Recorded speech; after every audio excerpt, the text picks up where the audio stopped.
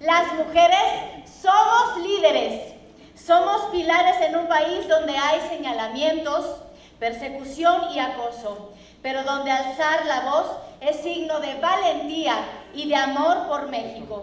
Y precisamente para hablarnos de liderazgo, presentamos a la licenciada Pamela San Martín Ríos y Valles. Que el Estado que guarda el ejercicio y garantía de los derechos políticos en nuestro país forme parte del debate y el diálogo públicos de forma permanente. Desde esta perspectiva, el derecho de las mujeres a participar, de las mujeres y los hombres a participar en condiciones de igualdad en la toma de decisiones, debe de ser visto en todos los espacios y por todos quienes nos representan o nos buscan representar como un tema prioritario. Esta reflexión, estoy convencida que no puede obviar el contexto general que hoy vivimos en México. Un contexto donde las desigualdades que han subsistido por mucho tiempo para acceder a oportunidades y ejercer derechos cobran la mayor de las relevancias. Un contexto de fuertes cuestionamientos y desconfianza en torno al funcionamiento de las instituciones y, sin duda, de los partidos políticos como entes de interés público que son concebidos en nuestra Constitución. Y un contexto de incremento a las violaciones a los derechos humanos que no podemos obviar afectan de forma destacada a quienes se encuentran en una situación de mayor vulnerabilidad o de mayor desigualdad.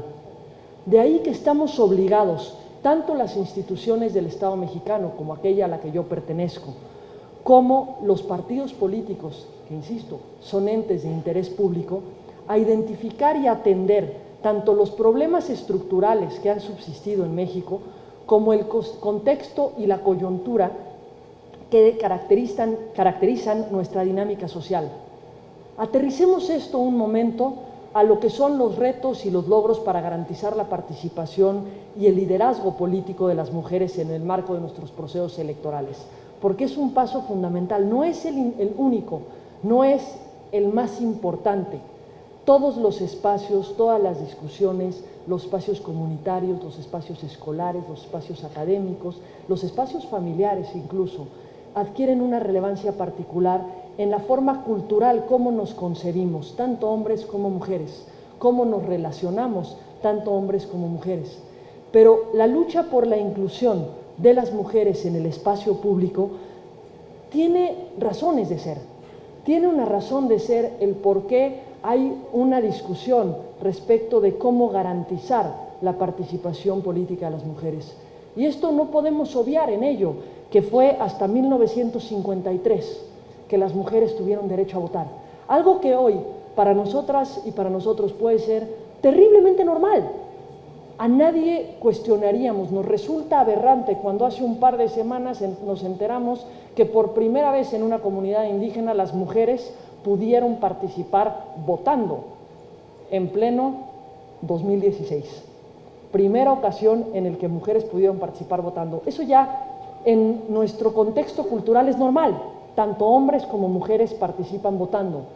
Sin embargo, lo que podemos seguir advirtiendo es que donde tenemos elementos todavía de retrasos es la ocupación de los cargos de elección popular, la ocupación de los cargos que no son de elección popular, pero que derivan de cargos de elección popular. Me refiero a secretarías de Estado, me refiero a direcciones generales, me refiero a los distintos ámbitos de toma de decisiones de este país, donde solo falta hacer una cuenta numérica para advertir cuántos hombres participan y cuántas mujeres participan.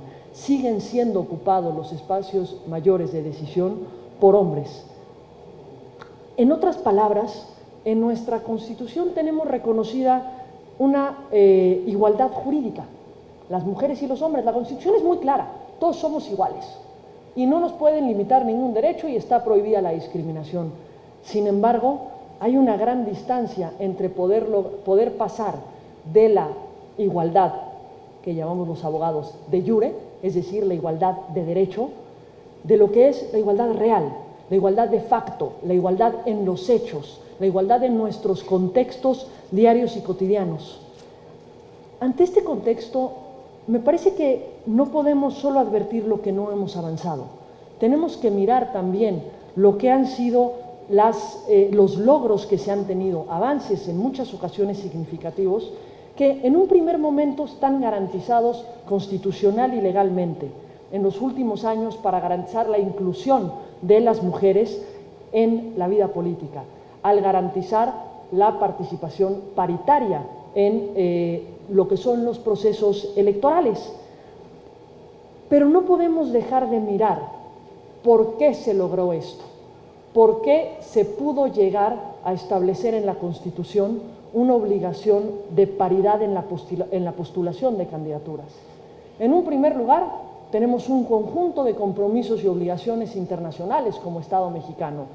Tenemos como referentes claros la Convención Belém do Pará, la Convención CEDAW, un conjunto de informes y de recomendaciones hechas por organismos internacionales para eliminar las distintas formas de discriminación contra las mujeres. Y, en segundo lugar, y no menos importante, y aquí es donde yo quisiese enfatizar, derivan de las luchas sociales para el reconocimiento de estos derechos, de las luchas de millones de hombres y mujeres que han peleado porque vivamos en mejores condiciones de igualdad, porque no sea el género con el que nacimos o nuestras decisiones, digamos, preferencias, lo que defina qué oportunidades tenemos en este país, qué posibilidad tenemos de representar y representarnos. Esta es la historia de los derechos humanos, no solo en nuestro país, es la historia de los derechos humanos en el mundo. No se trata en ningún caso de concesiones graciosas de los estados, no se trata en ningún caso de dirigentes que han considerado que pues sería bueno ser lindos con todas y con todos y pensar que blancos y negros deben de tener las mismas condiciones, que la raza no debe definir una diferencia en cuanto al ejercicio de derechos, que hombres y mujeres deben de participar en condiciones de igualdad. No ha sido producto de grandes caudillos o grandes personas que dicen es que hoy me desperté y me di cuenta que tenemos que avanzar por aquí.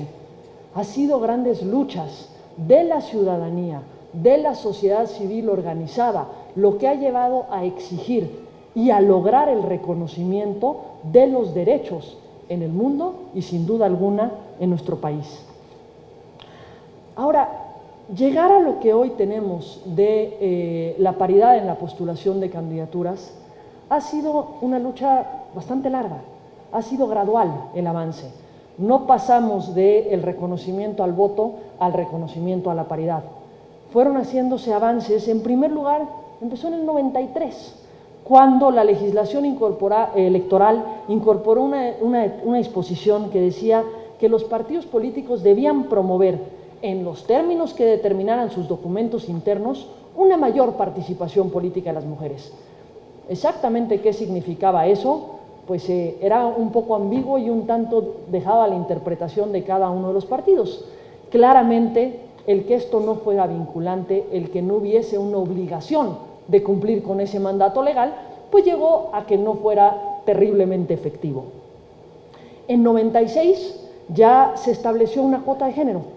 Es la primera ocasión en la que legalmente se establece cuota de género y se obliga a los partidos políticos nacionales a considerar en sus estatutos que las candidaturas a diputadas y diputados y senadores no podían exceder el 70% de un mismo género.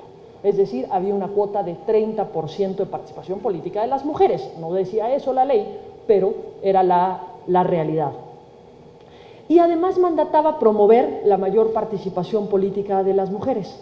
Aquí, ¿cuál fue la problemática que tuvo la legislación del 96? Que no se diferenció en si la participación tenía que ser como titulares o como suplentes. Entonces, ¿qué fue lo que ocurrió? Se incluyó la cuota de género, se cumplió con ella, pero se cumplió con candidatas suplentes. Y quienes accedían al cargo en caso de ser electos serían los hombres propietarios. Por otra parte, no se diferenció qué ocurriría en el 96 en las listas plurinominales. Tampoco se dio una participación por esta vía. En este caso, seguimos avanzando y en el 2002 se buscó atender las debilidades que había tenido la legislación del 96. Y para atenderlas se estableció, primero, que la cuota máxima del 70% se refería a propietarios. Es decir, si había una cuota de 30% de mujeres para diputadas, para senadoras, tenían que ser propietarias. Ya después veremos que aquí tuvimos el siguiente problema, que no tenían que ser propietarias y suplentes del mismo género. Y por otra parte, ya se incluyó una restricción a las listas de representación proporcional para que en una de cada 3 posiciones de las primeras 9 de cada lista tuviesen que haber mujeres. Y se establecieron sanciones ante el incumplimiento, aunque francamente eran sanciones menores. Seguimos avanzando del 2002 y llegamos a la reforma constitucional y legal de 2007-2008. Con esta reforma tuvimos 3 avances fundamentales. Primero, pasamos del 30 al 40% en lo que fue la cuota de género. En segundo lugar, se estableció que al menos 2 de cada 5 personas que estuvieran postuladas para la lista de RP, segmentos de 5, 2 de ellos tenían que ser mujeres. Y aquí sí se estableció una sanción interesante para el incumplimiento o ante el incumplimiento, que fue la negativa de registro. Ya se empezaba a modular, digamos, lo que tenía que ser establecer obligaciones que fuesen cumplidas por los destinatarios. En el marco del proceso electoral 11-12 se estableció ya que las fórmulas tenían que ser integradas por personas del mismo sexo, propietario y suplente, hombres, o propietaria y suplentes, mujeres.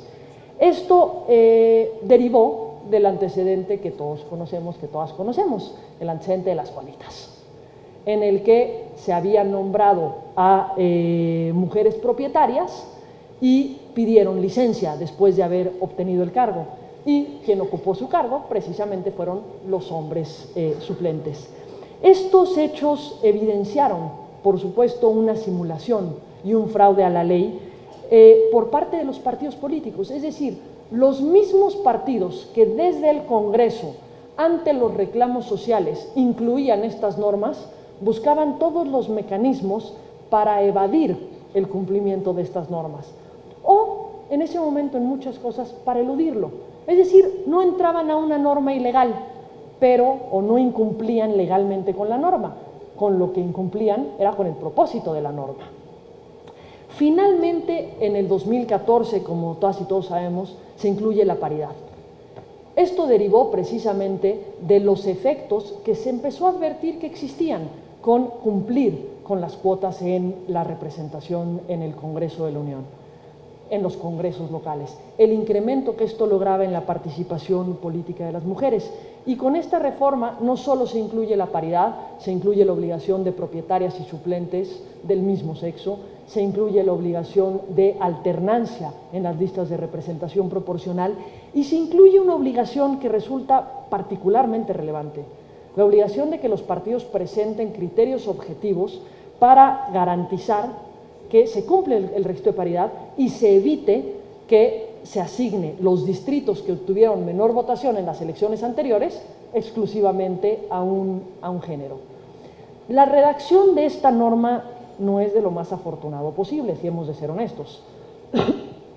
Y no es de lo más afortunado porque, ¿qué significa evitar que se asignen exclusivamente en los distritos de menor votación? Si en los últimos 2 de menor votación no se asignan a mujeres, no importa si en todos los demás de hasta abajo se asignan a mujeres, porque eso es lo que dice textualmente la norma. Si la quisiéramos leer textual y bajo una lógica de no cumplir con el objetivo de la norma, eso es lo que nos dice. ¿Cuál fue la decisión que se tomó en particular desde el INE en el 2014 para cumplir con esto? No. El propósito de la norma es garantizar que las mujeres tengan condiciones reales de acceso al poder. Entonces, no solamente es que no tengan postulaciones en los distritos de menor votación, es que sí tengan postulaciones en los distritos de mayor votación, o en las entidades de mayor votación, o en los ayuntamientos de mayor votación. Esto lo que busca es precisamente darle una consistencia a las decisiones constitucionales, darle sentido a los logros legislativos que tenemos en el país. Y por primera vez aplicamos estas reglas en el proceso electoral federal y los locales de 14-15, luego se volvieron a aplicar en los procesos electorales de 15-16, y en el marco de los mismos, de estos dos procesos electorales vistos en general, tenemos algunos ejemplos, tanto de determinaciones que los partidos y las autoridades adoptamos para el cumplimiento de este principio constitucional, como también tenemos ejemplos de decisiones de las autoridades y de los partidos para el incumplimiento de este principio constitucional. Todos tenemos claro, el caso más emblemático del incumplimiento lo tenemos en Chiapas en el proceso electoral del 15, en el que fue lamentable la decisión que tomó la Sala Superior, pero absolutamente necesaria. Lamentable para el ejercicio de los derechos político-electorales de las ciudadanas y los ciudadanos en Chiapas, pero fue lamentable por la permisión de las autoridades y por el incumplimiento de los partidos. Lo que genera una decisión que pudiésemos decir que es lamentable fue precisamente las decisiones de las autoridades y de los partidos. Pero siendo lamentable, no podría yo aplaudirla más. No podría yo aplaudirla más porque me parece inaceptable el hecho de permitir que, sobre pretexto de la cercanía de una jornada electoral, se violenten flagrantemente principios constitucionales, se dejen a un lado flagrantemente derechos que están consagrados en nuestro marco constitucional. Eso es algo que no podemos aceptar, ni como autoridades, ni ustedes como integrantes de partidos políticos, ni ninguno de nosotros o nosotras como ciudadanas y ciudadanos que vivimos en un país que debe someterse al Estado de Derecho, porque tal vez no tenemos las mejores normas, pero las que tenemos nos garantizan que podamos acceder en las mismas condiciones al ejercicio de los derechos. También hay otro caso emblemático que no fue tan conocido y que tengo la impresión que por no ser tan conocido se podría repetir y que me parece que tenemos que tener en la mira, y fue el caso de lo ocurrido en Tlaxcala en el proceso electoral de 2016. ¿Qué ocurrió en Tlaxcala? Varios partidos políticos postularon candidatas y candidatos incumpliendo el requisito de paridad, y ante el requerimiento de la autoridad, porque eso sí, después de Chiapas ya las autoridades se pusieron un poco más rijosas y ya dijeron, no, yo mejor no te acepto el que me postule sin paridad. Ante el requerimiento de la autoridad de, espérame, es que me postulaste a 60 hombres y 40 mujeres, no se vale, tienen que ser 50-50. La respuesta de algunos partidos políticos fue, está bien, cancelo 10 hombres, no postulo 5 mujeres para lograr la igualdad, cancelo 10 hombres. Le niego el ejercicio de los derechos políticos, tanto a esos 10 hombres, al menos a 5 de ellos, como a las mujeres que podrían haber ocupado su lugar. Eso es un fraude, eso es una simulación, porque los partidos están llamados a participar en las elecciones y no a no participar porque pues no me gusta que me cambies a un hombre o a una mujer.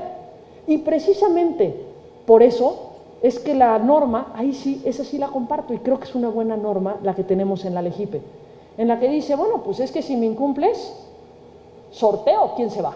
¿Sí? Se van a cancelar candidaturas. Si el partido se niega a cumplir o los partidos se niegan a cumplir con la paridad, van a cancelarse el número de candidaturas necesarias para cumplirla.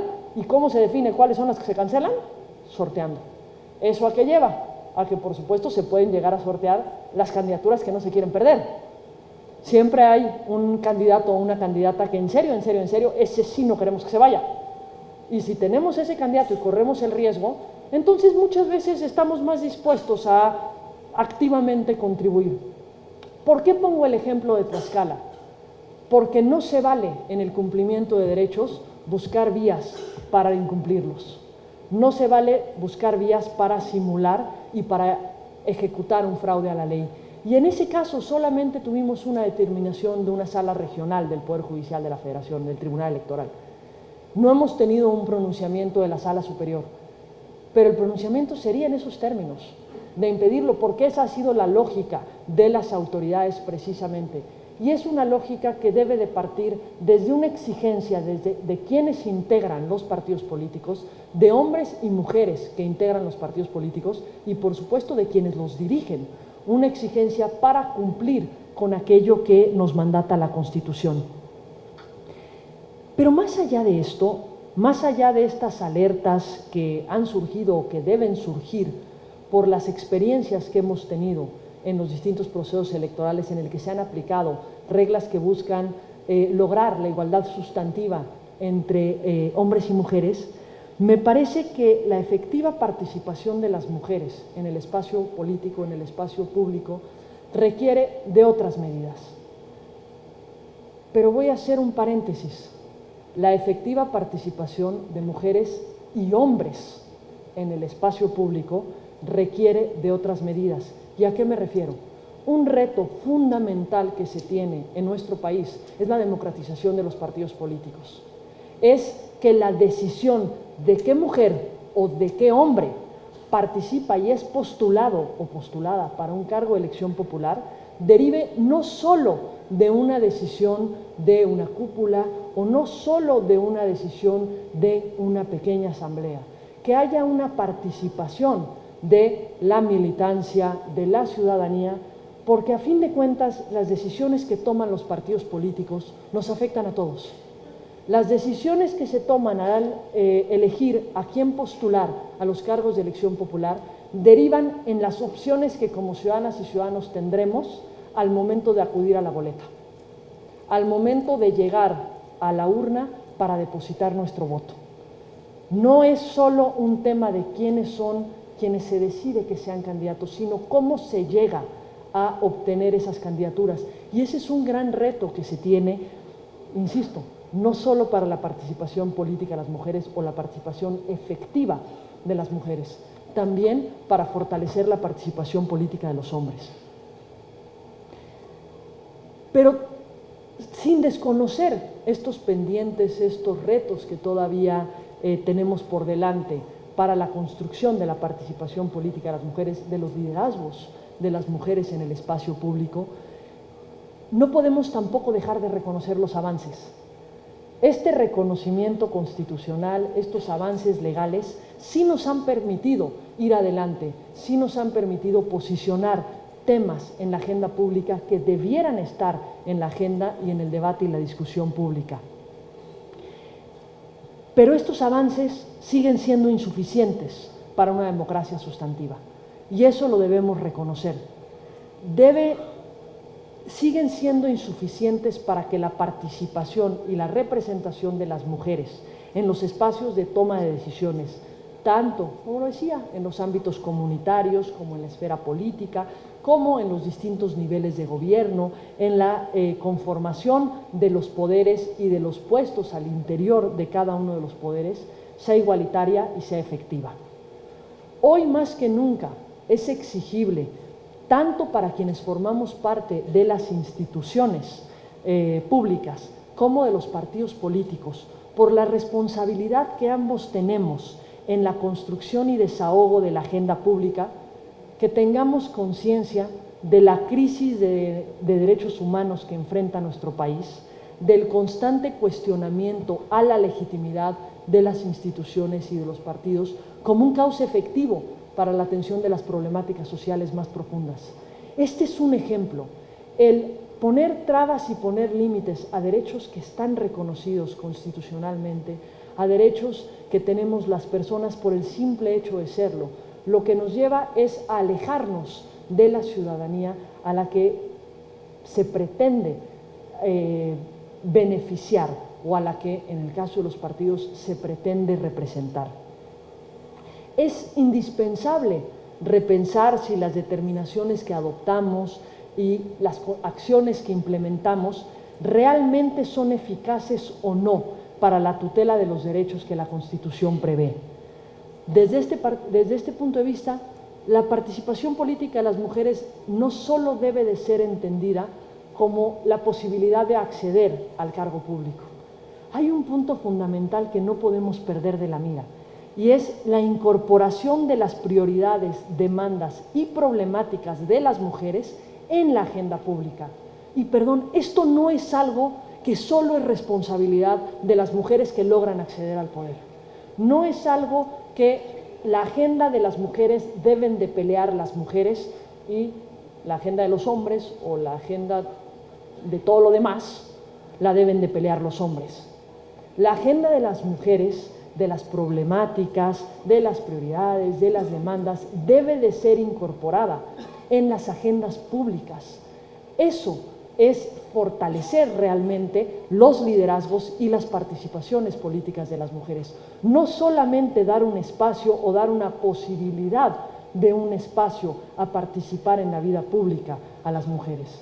Si no tenemos un avance en ese camino, si no tenemos un avance cultural en ese camino en el que asumimos que tanto mujeres como hombres somos parte de esta transformación que requiere el país, somos parte del cumplimiento de estas necesidades, seguiremos estableciendo diferencias que lo que buscarán será precisamente una simulación, un gatopardismo, para que todo cambie, para que no cambie nada. Y me parece que no es para eso, para lo que se tienen luchas, para lograr el reconocimiento de derechos. De acuerdo con un estudio de la Comisión Interamericana de Derechos Humanos, el acceso limitado de las mujeres a puestos de poder y toma de decisión sigue siendo resultado de la discriminación histórica y de las relaciones desiguales de poder entre hombres y mujeres. Esta afirmación que acabo de hacer es común que se cuestione bajo el parámetro de, pues en la Constitución tenemos los mismos derechos. ¿Qué desigualdad? ¿De qué desigualdad estamos hablando? Pues precisamente de la desigualdad real, de la desigualdad en los hechos, porque si nosotros miramos atentamente, advertiremos que el ejercicio de los derechos de las mujeres sigue siendo obstruido y limitado en prácticas y dinámicas familiares, sociales, institucionales, que parten siempre de un trato diferenciado. Ejemplos muy claros: la igualdad no ha permeado a la división sexual del trabajo.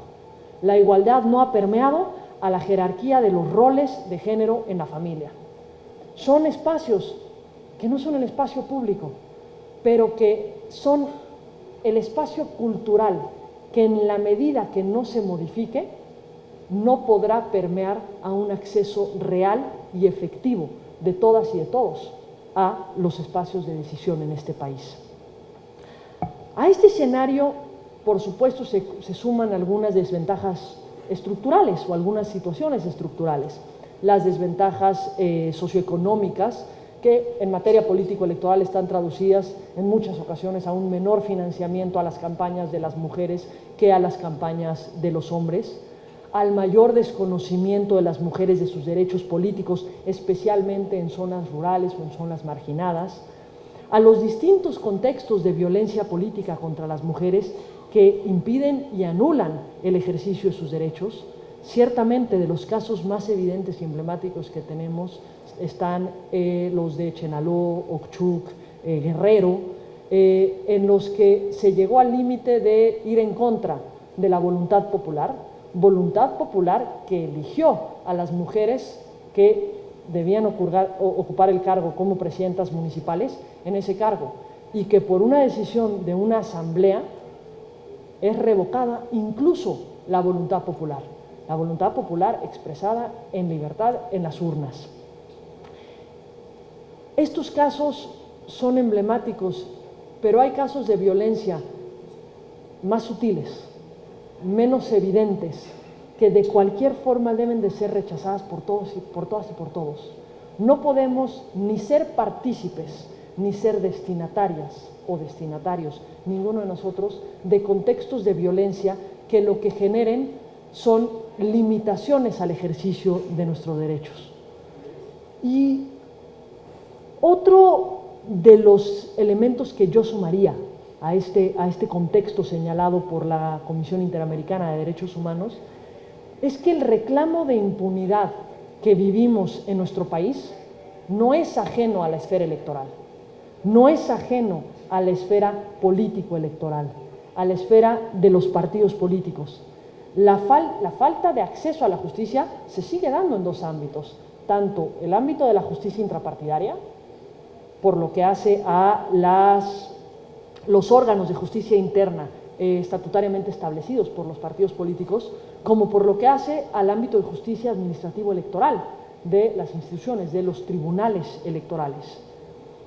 Me parece que es lamentable pero insoslayable reconocer que no obstante los esfuerzos realizados para dotar a nuestro marco jurídico de una perspectiva de derechos humanos que atienda precisamente a un principio básico de relación, que es el principio de igualdad, muchos partidos políticos en muchas ocasiones siguen permitiendo y realizando prácticas de exclusión, de simulación, de discriminación para evitar el cumplimiento de estos derechos que están reconocidos. Y lo más grave es que sigamos teniendo casos en los que las propias autoridades, que son las encargadas o las que tienen la responsabilidad de Estado de respetar y tutelar los derechos político-electorales de las mujeres a la luz del principio pro persona, adoptan aún hoy determinaciones que tienen como resultado el detrimento de estos derechos. Esto no es aceptable y no lo debemos aceptar ni normalizar. No forma parte de esta lucha y de este camino que nos toca andar y que pues así es la vida y que las cosas no van a cambiar. Las cosas han cambiado mucho, pero precisamente tenemos que reconocer, que discutir, que visibilizar estos contextos que tenemos, que hacernos cargo, todas y todos. No es un tema de género el atender las cuestiones de género. Precisamente es un tema de todas y todos como personas para lograr un contexto de igualdad sustantiva para todas y para todos. El hecho de que tengamos tantos casos de incumplimiento de estos derechos en los tribunales, lo que nos permite evidenciar es precisamente que el que un derecho esté establecido en una norma no significa que de hecho se cumpla, que de hecho genere el derecho. Sí, tenemos las garantías y en muchas ocasiones se pueden compensar las cosas, pero el simple hecho de la excesiva judicialización que hoy en día enfrentamos en México nos permite advertir que no estamos estableciendo cauces de origen de cumplimiento al ejercicio de derechos. A la luz de todo esto, tanto las autoridades como los partidos estamos obligados a conocer el contexto que enfrenta nuestro país, entender el alcance que nuestras decisiones tienen en ese contexto, el alcance que tienen para lograr cerrar la brecha que aún hoy existe entre el marco normativo y la realidad social, una brecha inaceptablemente grande al día de hoy, y generar las condiciones precisamente para lograr el ejercicio de derechos de todas y de todos, la inclusión en un país en el que la exclusión ha hecho que hablemos de inclusión como si no debiera ser parte de la normalidad. De pronto, habemos quienes nos duele el que tengamos que pelear por los derechos de un grupo en particular, porque eso lo único que evidencia es que hemos dividido a la población, hemos dividido a la gente en grupos. Si tenemos que pelear por los derechos de las mujeres es porque no están en un contexto de igualdad, y eso significó dividir a la población, dividir a dos grupos que son cercanos al 50% de la población, pocos más mujeres, pero vayámonos a mitad y mitad, y que se tenga que estar peleando y que sea parte de una discusión y de un discurso cotidiano, de una lucha incansable, lo que nos lleva y nos debe llevar es advertir en qué hemos fallado para que precisamente tengamos que tener estas luchas y responsabilizarnos desde los distintos ámbitos, desde nuestras distintas responsabilidades para generar un contexto distinto. En este escenario tengo la convicción que son dos los principales retos que enfrentamos para atender esta problemática. El primero, sin duda, es romper el ciclo de la impunidad que existe ante las violaciones a los derechos en esta materia. Sin duda. El segundo es lograr un cambio cultural.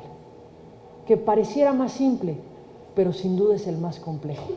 Es en el que tenemos una responsabilidad mayor en todos los espacios. En relación con romper el ciclo de la impunidad, debemos encontrar mecanismos efectivos para prevenir la comisión de conductas que violen los derechos y garantizar la justicia en caso de que se den circunstancias no deseables, contrarias a las reglas que nos hemos dado. Es apremiante que los partidos, que este partido, haga un diagnóstico real de la situación interna que enfrenta. Identifique cuáles son las prácticas de discriminación, de exclusión, de simulación que tiene en su interior y advertir cuáles son las vías y mecanismos para atenderlos. Y si no hay vías y mecanismos adecuados para su atención, generar esas vías y mecanismos. Esta es una obligación que tenemos precisamente como parte de las instituciones y de los partidos que buscamos generar mejores condiciones para nuestro país. Por lo que hace al segundo de los grandes retos que tenemos, la historia nos muestra, ya lo hemos repasado un poco, cómo el prever un determinado derecho en la norma no garantiza en sí mismo que éste se cumpla. No garantiza el que algo esté postulado, incluso en la Constitución, que se vuelva una realidad. Son muchos los contextos y las prácticas, las inercias hacia la discriminación y la diferenciación injustificada que limita la participación de las mujeres en la vida pública, en la vida comunitaria, incluso en la vida familiar. El reconocimiento legislativo, insisto, incluso constitucional, de un derecho, sin duda es el primer paso, pero el verdadero reto está en modificar las prácticas que llevaron a la generación original del problema que estamos buscando enfrentar. Yo quisiera abrir un espacio si hay alguna interacción, pregunta, etcétera, comentarios sobre esto, pero antes de ello quisiera solamente concluir invitándoles a una reflexión. ¿Cómo pueden, como partido político, más allá de incluir políticas paritarias o igualitarias, establecer prácticas, más allá de estas políticas que son obligaciones legales, cómo pueden establecer prácticas que colaboren para modificar lo que es más difícil, la subjetividad ciudadana hacia el reconocimiento de las mujeres como sujetos políticos por derecho propio, no por una concesión, no por otorgar, sino por derecho propio? Hagámonos cargo que esto no requiere solo de reglas y procedimientos, sino cambios de actitud, cambios de lenguaje, cambios de visión. Cómo desde el espacio de los partidos se puede contribuir a cambiar esta cultura en la que estamos inmersos y en la que en ocasiones incluso las peores enemigas de las mujeres son las mujeres y los peores enemigos de las mujeres y de los hombres son los hombres. ¿Cómo podemos avanzar y cómo desde el espacio de los partidos políticos podemos contribuir hacia ese cambio?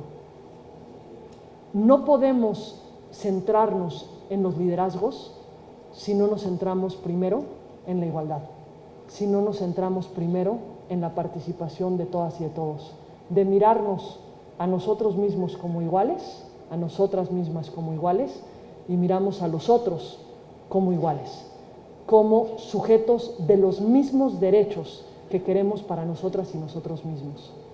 Y hay un gran reto para avanzar en ese camino.